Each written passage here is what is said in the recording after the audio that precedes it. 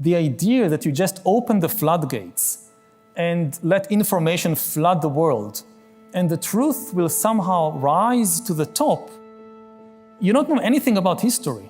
Because the truth is costly and it's complicated, in a completely kind of free fight, it will lose. This is why we need institutions.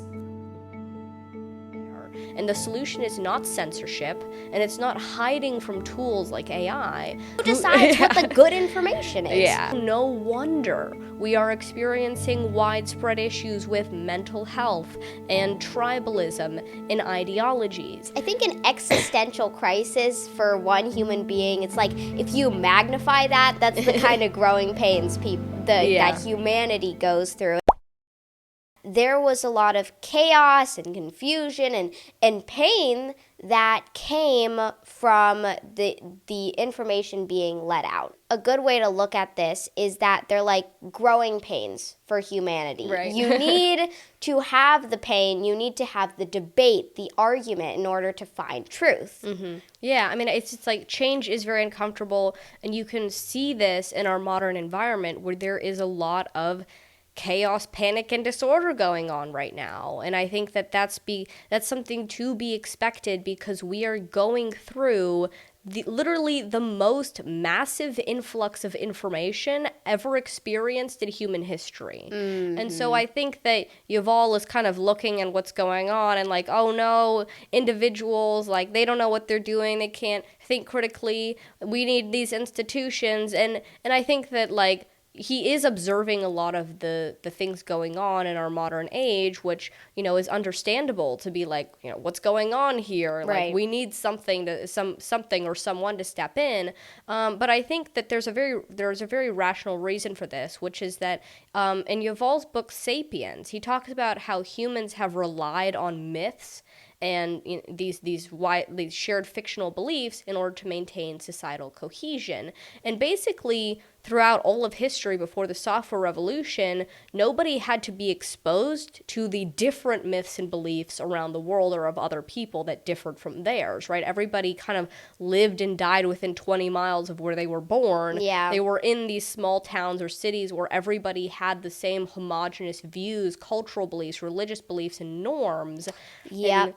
So it was very easy to think, oh, of course I'm right. Be very grounded in your beliefs. and to not risk, existential crisis. I think an existential crisis for one human being, it's like if you magnify that, that's the kind of growing pains that humanity goes through. And there's no cause for that if you've got nothing that's like testing your beliefs. Yeah, and I think that that's a big part of what we're going through right now is that basically we are being exposed through social media to different people and different beliefs from different parts of the world all the time, and that's incredibly anxiety producing, right? We have to face now that our fundamental beliefs about the nature of the world and ourselves and the meaning of life is not a fact that everybody believes, but an opinion that only a small percentage of the world believes, right? And that's like really difficult, right? To deal with. Yeah. And so no wonder we are experiencing widespread issues with mental health and tribalism and ideologies. And that is just a perfectly expected response to this massive influx of information. But history has shown us that more information is incredibly helpful for humanity in discovering truth. And the solution is not to limit it. Yeah, and I mean, and you have seen incredible progress since the software revolution, right? And but I think that there's kind of 4 ways in which we can, as a species, can approach this problem. And I think that all 4 of these are being used for different people in different ways. But the first is just believing that objective truth doesn't exist, only subjective truth does. Everyone can have their own opinions and nobody is wrong. Yeah, and I think that, this is one solution. I think it's very bad. It's not really a solution. Yeah. It's more like a Band-Aid. Yeah, so we're seeing that a lot more in recent years is people think, just like, it's your truth, right? And another Your truth. yeah. So then the second strategy, shall I say, is to force your truth. And I think that even though Yuval, I don't think is explicitly trying to do this, it's all of his solutions and his viewpoints basically point to forcing a certain view of the truth, because he's saying that we need these institutions to try to limit and curate information to give people the good information. But it's like, who decides what the good information is? Yeah. Who is supposed to be the arbiter of truth? Yeah, that's a very difficult problem. And basically throughout history, nobody really has been able to come up with a good way of having a specific individual or institution decide what's right or what's wrong in a way that is more beneficial towards finding the truth than just free speech and open discussion. And in his words, opening the floodgates of information. Right, yeah. Another strategy is to isolate yourself and to and to hide from all the people that disagree with you. So you believe that, it's just that you're right, and only expose yourself to other people who also believe that you're right.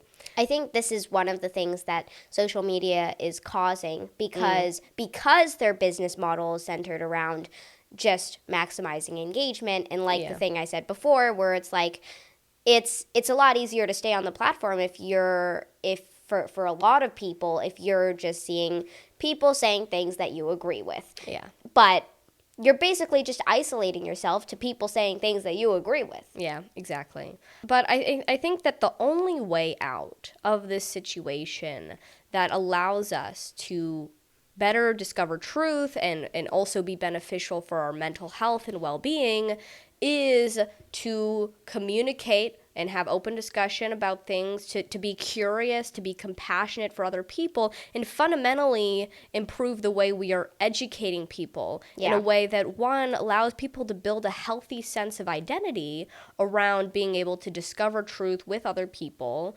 but also in terms of really being able to challenge your own viewpoints and making that a normal thing.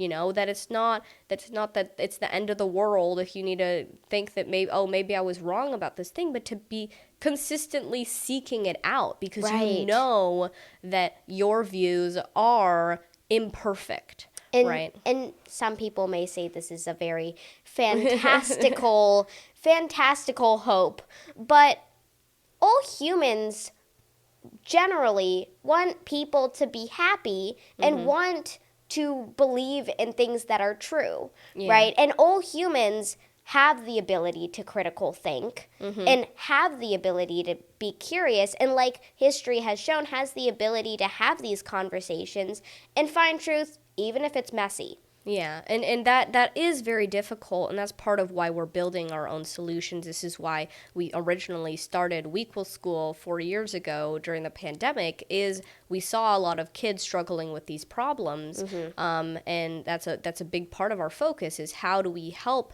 young people to build a healthy sense of identity and confidence that enables them to be curious and be able to challenge their own convictions. Not be afraid of it, to be able to have conversations. Yeah, exactly. And that's also why we built WEquil App, which is supposed to be a means of facilitating these constructive conversations, because we don't have a business model reliant on ads and maximizing engagement. And I think that is something that we are in dire need of, because we are accessing this information and the rest of the world oftentimes through these social media platforms, and that can be a big problem given the incentives that these platforms have. But I think that, kind of in conclusion, what we believe to be the solution is really empowering individuals to be able to think critically. You know, history has also shown that one individual armed with the truth can overcome institutions, like enormous institutions backed by lies. And I think that's something to be really excited about. That should inspire hope, you know. In humanity, in ourselves. And I think that's not to say that we're perfect, but it is to say that we all have the capacity to do better. And the question is, how do we actually get there? And the solution is not censorship, and it's not hiding from tools like AI. The solution is education and enabling effective communication and open dialogue. It's about how do we apply truth to create solutions, you know, to solve problems. It's about also being compassionate for each other, right? And realizing that, you know, humans, we do have a lot of problems, and we do. You know, we have a brain that's optimized for an environment that's very different than our modern age, and that's part of why we're facing a lot of these struggles. But also, I think part of the solution is hope for ourselves, for humanity, and for the future. And I think to wrap this up, I'll close out with a quote. On what principle is it that when we see nothing but improvement behind us, we are to expect nothing but deterioration before us?